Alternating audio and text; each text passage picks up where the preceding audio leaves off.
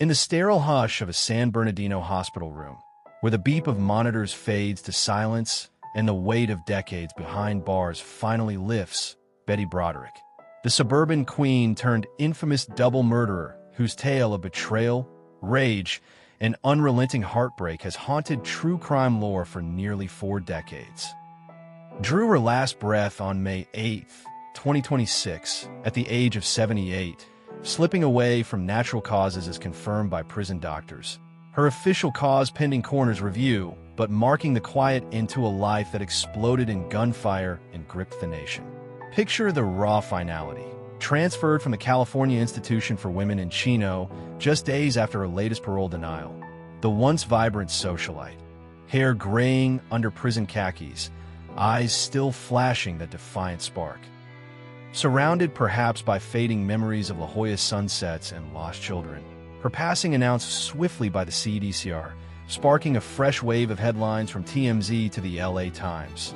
Fans and foes alike pausing to reflect on the woman who shot her ex-husband and his young bride in their bed, a vengeful climax to one of America's most divisive divorce sagas.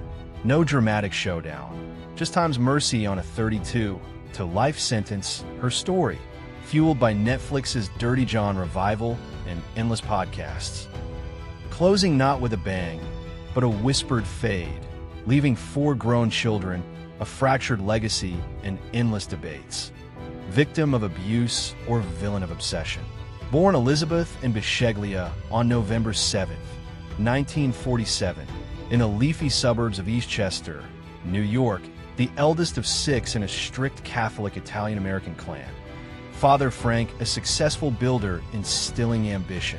Mother Marita, the homemaker epitome.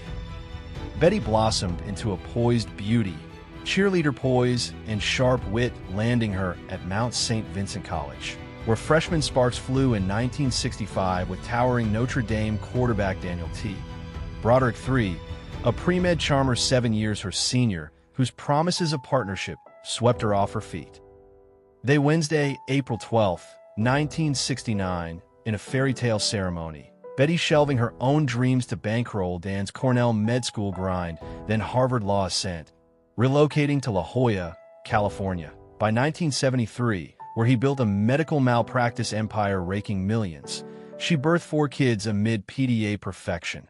Kimberly in 1970, Kathy Lee in 1971, Daniel 4 in 1976, Rhett in 1979.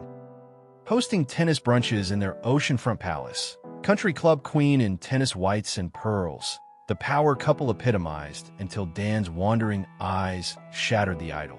By 1983, at 35, Betty discovered lipstick traces and hotel receipts linking Dan to 21-year-old receptionist Linda Colkina, a bubbly ex-flight attendant whose youth taunted Betty's minivan motherhood.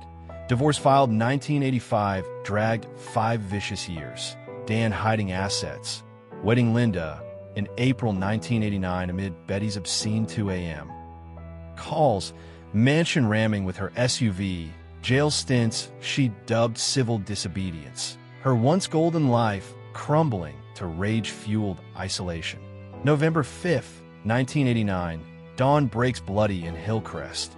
Betty, 41 and seething, uses her daughter's house key to slip into Dan and Linda's marital bed, .38 revolver barking 5 times. 2 fatal blasts to Linda's head and chest, killing the 28-year-old bride instantly in satin sheets. Dan stirring wounded with a pleading, "Okay, you shot me, I'm dead," before her mercy bullet silences his 44-year-old success forever. Phone cord yanked. She flees calling Lee. The bitch is dead. Dan's not breathing. Arrested hours later, smirking in navy blazer. Her trial a tabloid tempest. First hung jury 1990. Second convicting her December 1991 of 2 second-degree murders, 32.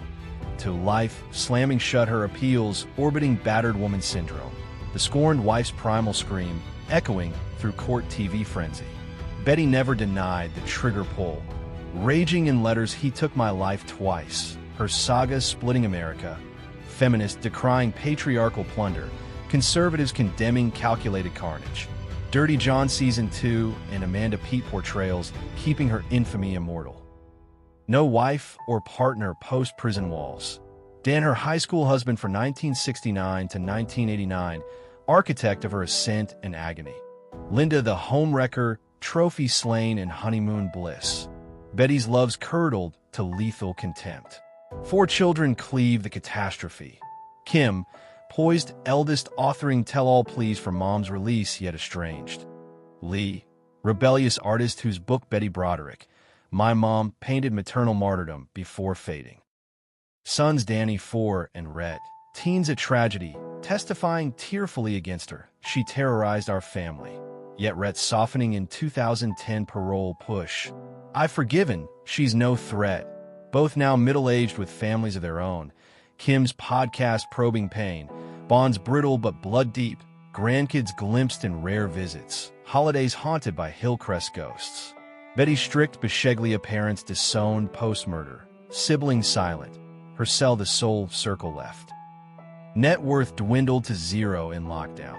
Pre-crime $1.5 million empire from Dan's firm vaporized in legal bloodbaths. Catholic kin cutoff, scraps for book royalties, and TV deals like Dirty John split with wary kids. Prison years. 35 years caged. Chino's routine ruled her. 5 a.m. Reveille to weak coffee, yoga softening once athletic frame. Bible groups, clashing her God hates, divorce lawyers, barbs, commissary tuna, and tampons are treasures. Endless letters railing Dan stole my youth. Parole boards unmoved 15 times. Latest 2023 denial crushing hopes as health faltered. Cell scrapbooked with clippings.